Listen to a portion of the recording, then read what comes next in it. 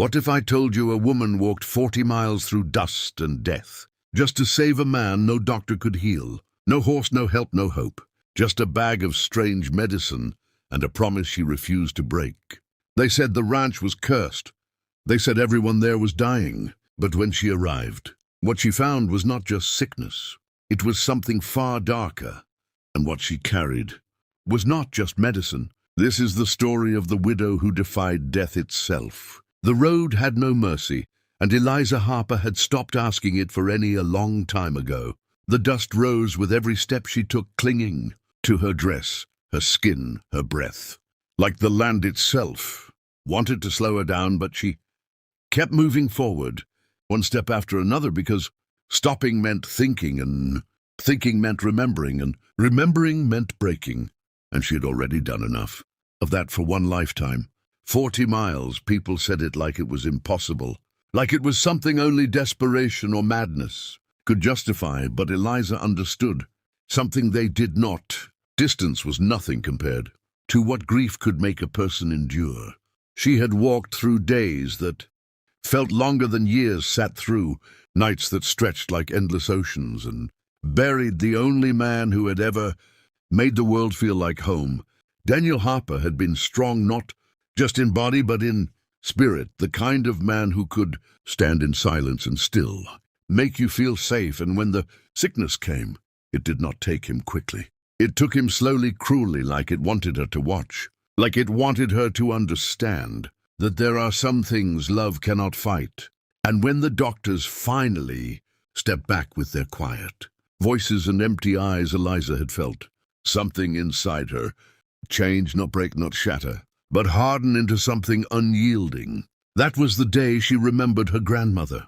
Margaret Roan had never trusted doctors, said they treated the surface and ignored the soul, said there were sicknesses born from deeper places, from land, from memory, from things people had forgotten or chosen not to see. And Eliza had once dismissed those words as old stories, but grief has a way of reopening doors you thought were closed forever. Now she carried that knowledge in a small wooden box pressed tightly against her chest, wrapped in cloth like something sacred.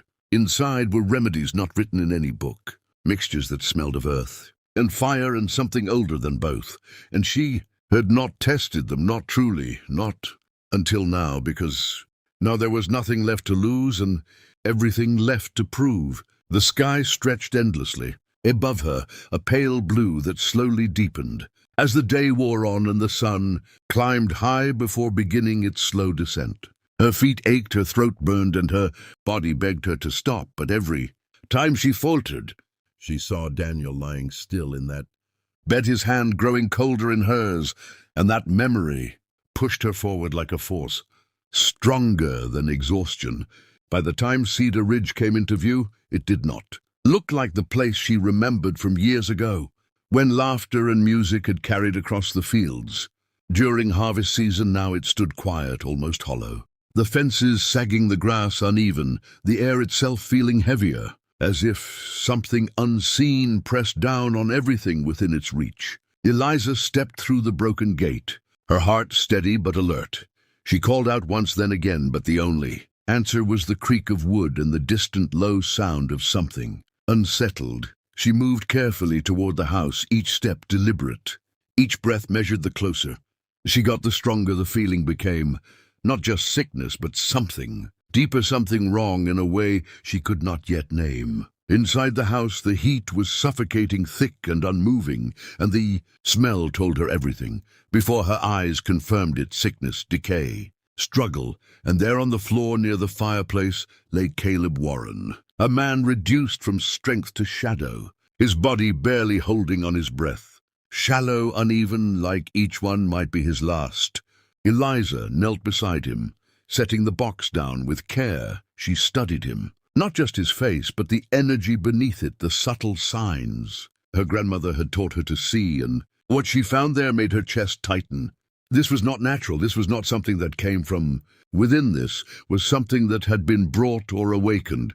Caleb stirred slightly, his lips moving before any sound came out. "You should leave," he whispered, his voice barely more than air. Eliza shook her head, her hands already moving to open the box. If I leave, you die. And I didn't walk 40 miles to watch that happen. He tried to protest, but the strength was not there, and something in her presence seemed to quiet whatever resistance he had left. She took one of the vials, uncorking it carefully. The scent, filling the room, sharp, grounding, alive, and for a moment it felt like the air itself shifted, like something noticed. "Drink," she said, lifting his head gently. He hesitated only long enough to show that he still had some will left. Then he drank the liquid, thick and bitter, sliding past his lips and down his throat, and almost immediately his body reacted, his muscles tensing, his breath catching, as if something inside him was being challenged, forced to rise or be driven out.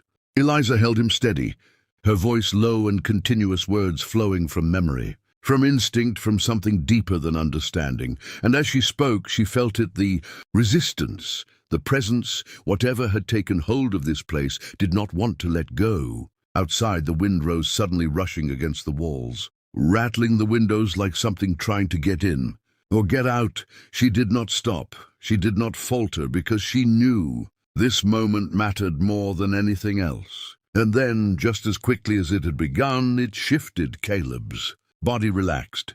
His breathing deepened, and the tension in the room eased like a storm passing, leaving behind a fragile calm. He opened his eyes, clearer now, confusion replacing the haze. "What was that?" he asked, his voice still weak but present. Eliza exhaled slowly, relief mixing with caution. That was the first step. But even as she said it, she knew the truth. This was not over. Not even close, because whatever had taken root here was older than one man and stronger than one remedy, and somewhere beyond what she could see, something had already begun to react to her interference, and the ranch was still holding its breath, waiting to see what would come next. The morning did not arrive gently. It came with a strange stillness, as if the world itself was uncertain about continuing, and Eliza stood outside the house, watching the horizon as light slowly spread across the land, revealing everything that had been hidden in darkness. The ranch looked different.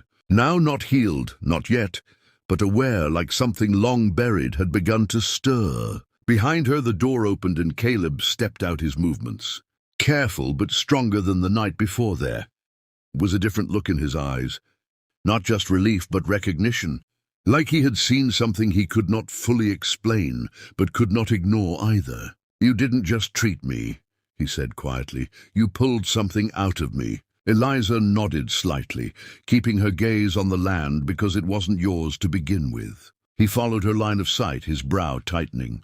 "What do you mean?" She turned to him, now her expression steady, serious. "This sickness didn't start with you or your workers.